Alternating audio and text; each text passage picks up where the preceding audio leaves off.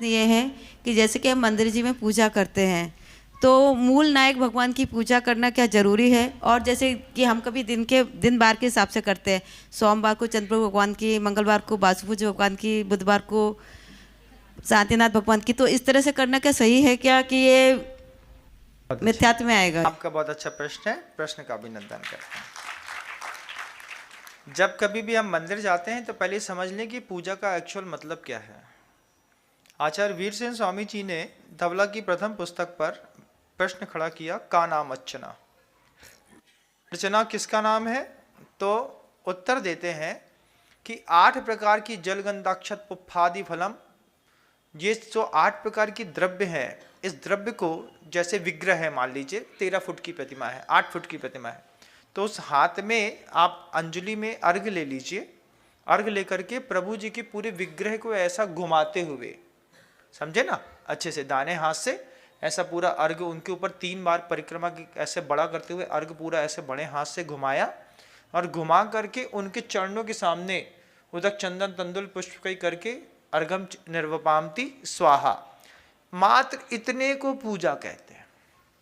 कितने को? मात्र इतने को। फिर जो मंदिर में करते हैं वो क्या है?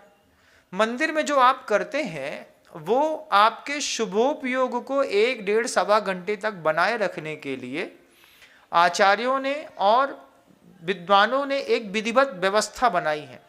मंगल पाठ है, विनय पाठ है, भक्ति पाठ है, फिर स्वस्ति मंगल पाठ है। आचार्यों ने ग्रंथों में कहीं नहीं लिखा है, ये विद्वानों ने लिखा है और परंपरागत हम इसको लेकर के चलते चले आए।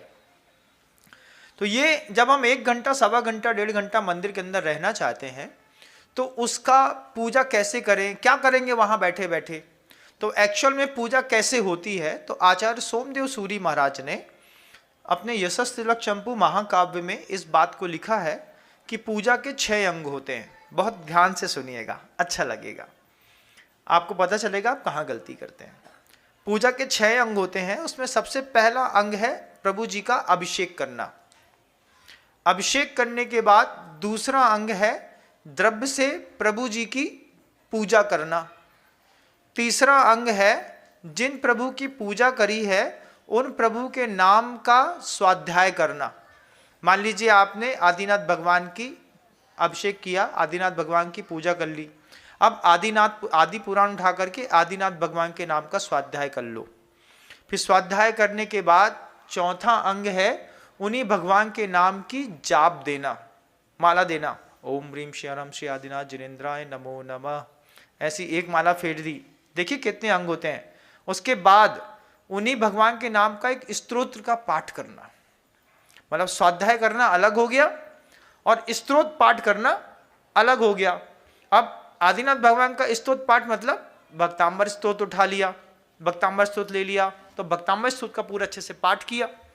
फिर पाठ करने के बाद आपने क्या क्या कर लिया? देखिए, प्रभु जी का अभिषेक कर लिया, प्रभु जी की पूजन कर ली, प्रभु जी के नाम का स्वाध्याय कर लिया, प्रभु जी के नाम की माला फेर ली, प्रभु जी के नाम का स्तोत्र पाठ कर लिया और अंत में 10 मिनट वहीं पर बैठ करके ध्यान लगाना उन्हीं प्रभु जी के नाम का कि ये आदिनाथ भगवान कैलाश पर्वत से मुझ गए थे, इनकी ऐसी काया थी, वहाँ पर इतनी ठंड होगी, फाल्गुन सुदी पौष कृष्ण नवमी के दिन गए थे, कब गए थे आप देख लीजिए, हो सकता है ये तिथि गलत हो मेरे मुख से। तो ऐसे जब ध्यान लगा करके हम पूजा की इन 6 अंगों का पालन करते हैं तब जाकर के एक अच्छे श्रावक की पूजा मानी जाती है।